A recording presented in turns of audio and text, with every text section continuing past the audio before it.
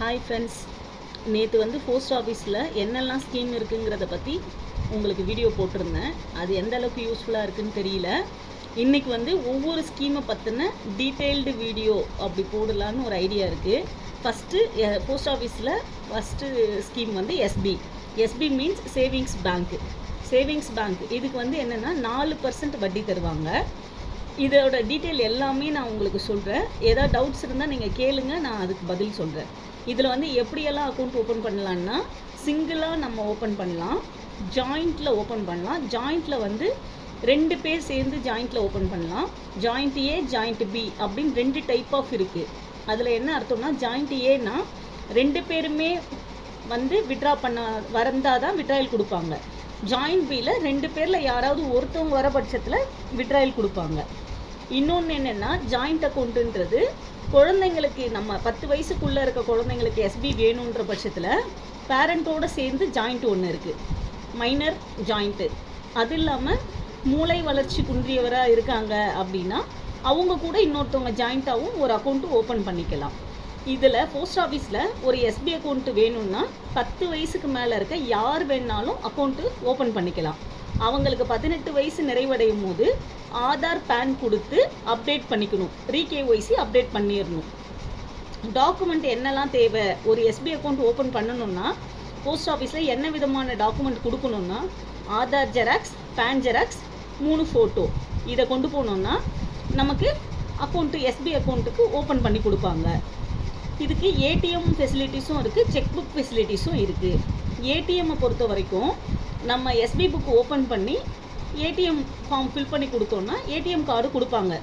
ATM கார்டில் after 24 ஹவர்ஸ்க்கு அப்புறம் நம்ம எந்த விதமான ஏடிஎம் மிஷின்லேயுமே ஆக்டிவேட் பண்ணி எல்லா விதமான ஏடிஎம் மிஷின்லேயுமே ஒர்க் பண்ணிக்கலாம். ப்ளஸ் உங்களுக்கு வந்து செக் புக்கை பொறுத்த வரைக்கும் பர் 1 இயருக்கு 10 லீஃப்ஸ் யூஸ் பண்ணிக்கலாம். அதுக்கு மேலே யூஸ் பண்ண போகிறீங்கன்னா உங்களுக்கு ₹2 ஒரு லீஃபுக்கு அடிஷ்னலாக சார்ஜ் பண்ணுவாங்க. இதில் அக்கௌண்ட் நம்பரை 12 டிஜிட் அக்கௌண்ட் நம்பர் நமக்கு ஜென்ரேட் ஆகி வரும். போஸ்ட் ஆஃபீஸ்லேயும் ஐஎஃப்எஸ் கோடு இருக்குது. இது எவ்வளோ பேருக்கு தெரியும்னு தெரியல.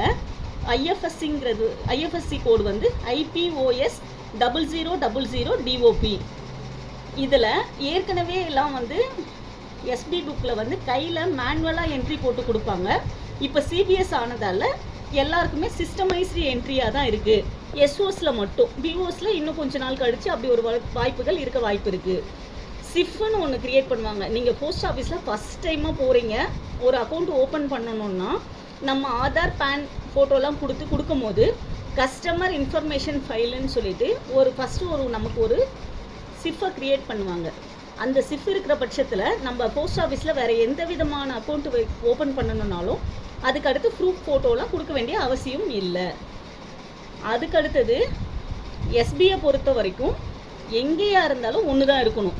நமக்கு எஸ்பிங்கிற கான்செப்ட், ஒரு போஸ்ட் ஆஃபீஸ்னால் எங்கே இருந்தாலுமே ஒரு எஸ்பி புக்கு தான் நம்ம யூஸ் பண்ணணும், 2லாம் இருக்கக்கூடாது. இதுக்கு முன்னாடி அப்படி இருந்ததுனாலும் அதை க்ளோஸ் பண்ணிடுறது நமக்கு நல்லது. சேம் பிரான்ச்சில் நீங்கள் எங்கே ஓப்பன் பண்ணுறீங்களோ அதே பிரான்ச்சில் நீங்கள் டெபாசிட் எவ்வளோ வேணால் பண்ணலாம், விட்ராயல் எவ்வளோ வேணால் எடுத்துக்கலாம், அன்லிமிட்டெட். ஆனால் அதர் பிரான்ச்சாக இருக்க பட்சத்தில் ஒரு நாளைக்கு ₹50,000 டெபாசிட், ₹50,000 விட்ராயல் மட்டும்தான் பண்ண முடியும். ஆனால் எங்கே வேணாலும் யூஸ் பண்ணிக்கலாம், எங்கே ஓப்பன் பண்ண புக்கு எங்கே வேணாலும் யூஸ் பண்ணிக்கலாம்.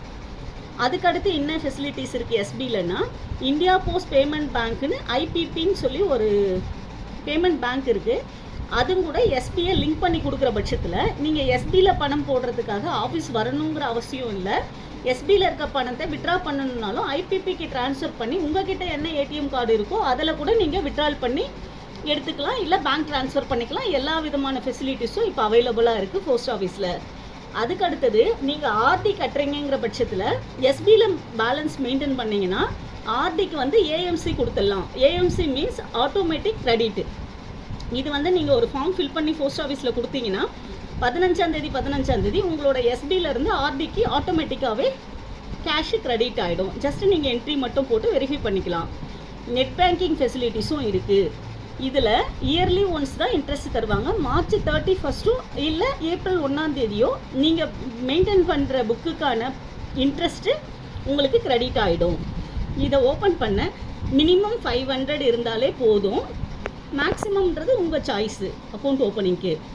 அது இல்லாமல் எஸ்பி புக்கில் என்ன ஃபெசிலிட்டிஸ் இருக்குன்னா, ஏபிஒய் பிஎம்ஜேஜேஒய்ங்கிற இன்சூரன்ஸ் மோடிஜியோட இன்சூரன்ஸ் ஸ்கீம்ஸ் நிறைய லான்ச் பண்ணியிருந்தார். அதெல்லாம் நீங்கள் இந்த எஸ்பி புக்கில் ஆட் பண்ணிக்கலாம். வருஷத்துக்கு 20 ரூபா, வருஷத்துக்கு 356 ரூபா, இல்லை அடல் பென்ஷன் யோஜனா, பென்ஷன் வர்றதுக்கான ஸ்கீம், அதெல்லாம் வந்து இந்த எஸ்பியில் இது எஸ்பியில் ஆட் பண்ணிட்டோன்னா ஆட்டோமேட்டிக்காக பிடிச்சிப்பாங்க. ஒரு எஸ்பி புக்கை 3 வருஷம் நீங்கள் கண்டினியூவாக யூஸ் பண்ணல அப்படிங்கிற பட்சத்தில் புக்கு வந்து டார்மெண்ட் ஆகிடும். டார்மெண்ட் மீன்ஸ் உங்களுக்கு வந்து உங்கள் பணம் இருக்கும், ஆனால் நீங்கள் போடவோ எடுக்கவோ முடியாது. அப்போ என்ன செய்யணும்னா, நீங்கள் திரும்ப ஆதார், பேன், ஃபோட்டோ எல்லாம் எடுத்துகிட்டு போயிட்டு நியர்பை போஸ்ட் ஆஃபீஸில் ரிவைவலுக்கு கொடுத்தீங்கன்னா உங்கள் புக்கை ஆக்டிவேட் பண்ணி கொடுப்பாங்க. அதுக்கு அடுத்தது எஸ்பியில் பொறுத்த வரைக்கும் மினிமம் பேலன்ஸ் 500 மெயின்டைன் பண்ணுற மாதிரி இருக்கும். மற்றபடி என்ன பேலன்ஸ் இருந்தாலும் நம்ம எடுக்கவோ போடவோ செய்யலாம். புக்கு மிஸ் ஆகிடுச்சு அப்படிங்கிற பட்சத்தில் நம்ம போஸ்ட் ஆஃபீஸுக்கு போயிட்டு டூப்ளிகேட் பாஸ்புக் அப்ளை பண்ணியும் புக்கை வாங்கிக்கலாம். நாமினி பொறுத்த வரைக்கும் இப்போல்லாம் கம்பல்சரி ஆகிடுச்சு. அக்கௌண்ட் ஓப்பன் பண்ணும் போதே கண்டிப்பாக நாமினி போட்டு தான் ஓப்பன் பண்ணணும்.